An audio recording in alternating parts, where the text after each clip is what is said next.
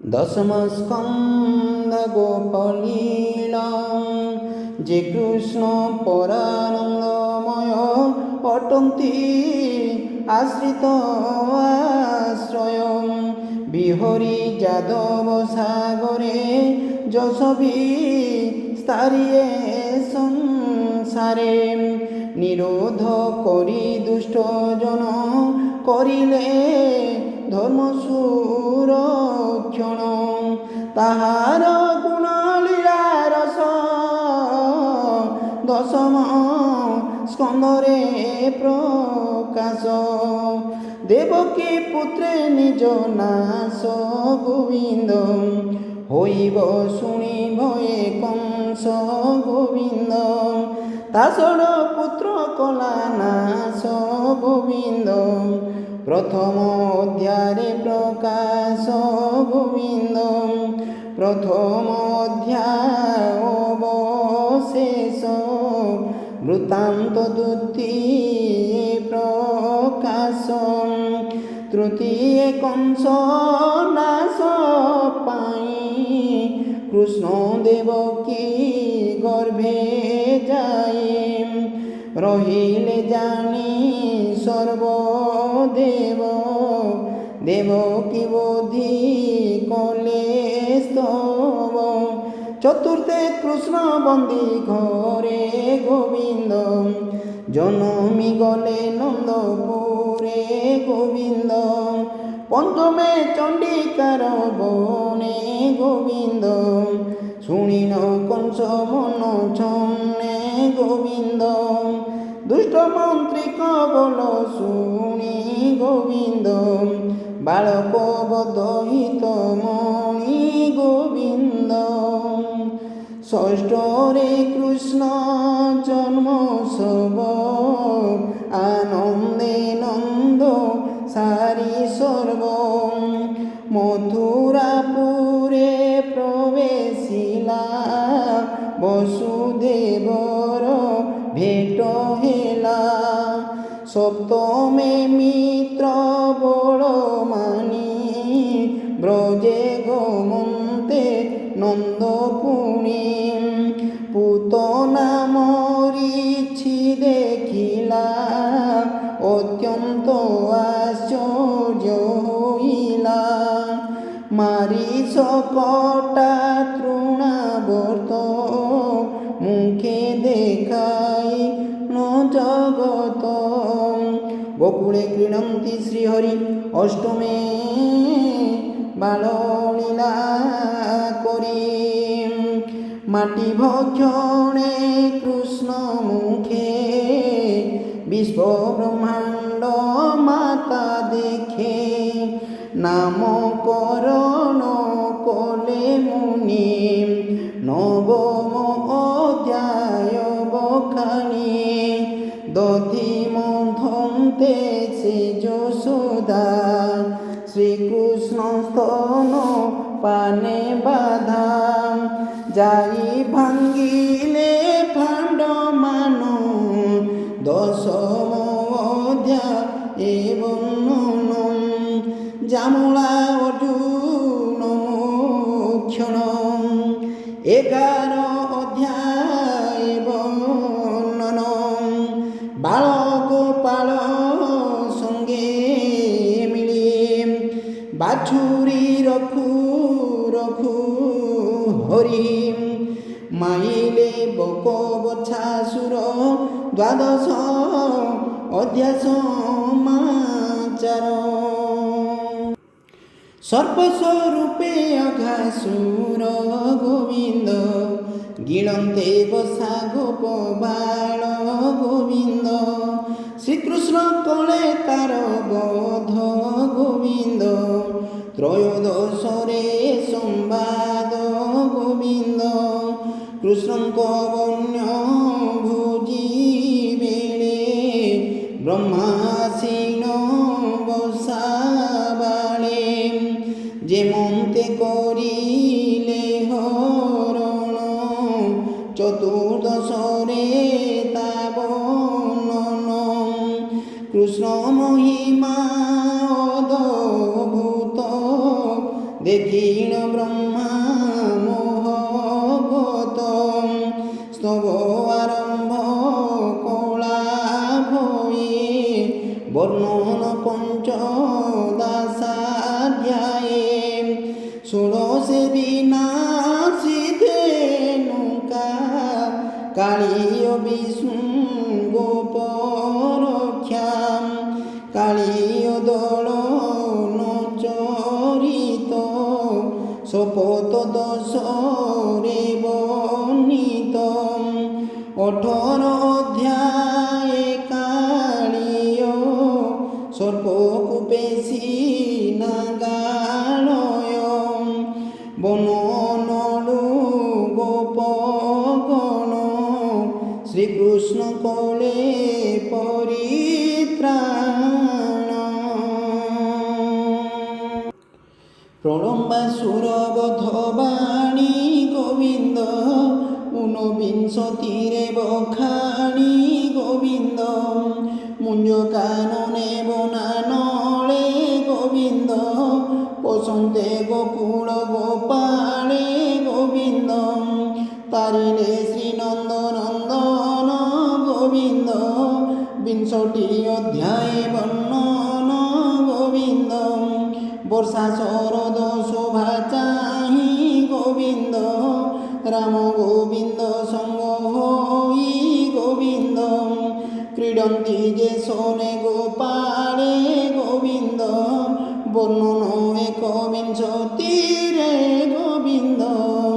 দ্বাবিংশে শুনি বংশী স্বন আরম্ভ গোপী গীত তানম 23 কাত্যায়নী ব্রত বস্ত্রহরণ রচরিত সখাঙ্কু অন্ন মাগিবারে শ্রীকৃষ্ণ পেশি যজ্ঞশালে বিপ্রপত্রীଙ୍କୁ দয়া কলে ଏହା ବର୍ଣ୍ଣନ 24ରେ 25 ଏଡ଼ି ଇନ୍ଦ୍ର ପୂଜା ଗିରି ପୂଜିଲେ ନନ୍ଦ ରାଜା 16 ইন্দ্র ক্রোধে বরষা করু ব্রজে বাদে শ্রীকৃষ্ণ তলি গিরি করে গরু গোপাল রক্ষা কলে শ্রীকৃষ্ণ কর্মরে চকিত গোপীঙ্কু নন্দ গর্ভ ভক্ত শুনাই কহে কৃষ্ণ গুণ সপ্তবিংশরে বর্ণন অষ্টাবিংশরে কৃষ্ণ বড় দেখিছু রভিছু নাসির তাহাଙ୍କୁ অভিষেক কলে গোবিন্দ নাম দেই গলে বরুণ পুরু নন্দ আনি শ্রীকৃষ্ণ গোপালଙ୍କୁ পুণে বৈকুণ্ঠপুর দেখাইলে বর্ণন 19টিরে শ্রীকৃষ্ণ সঙ্গে গোপী বৃন্দে রাস আরম্ভন্তে আনন্দে তহু শ্রীকৃষ্ণ জনান্তর্ধ্যান 30 অধ্যায়ে বর্ণন কৃষ্ণ বিরহে গোপী গণে উন্মন্ত হই বনু বনে করন্তি কৃষ্ণ মেষণ 31রে বর্ণন হতাশ হই গোপবালী পুଣି যমুনা কুদে মিলি কৃষ্ণଙ୍କୁ পাইবার আসে ডাকନ୍ତି ଅଧ୍ୟାୟ योद्वातींचे गोपींक आर्तबाणी शुणी गोविंद मदये मिली नीलमणि गोविंद सान्त्वना कले गोपी गण गोविंद 33 অধ্যায় বর্ণন গোবিন্দ রাসলীলার নানা রস গোবিন্দ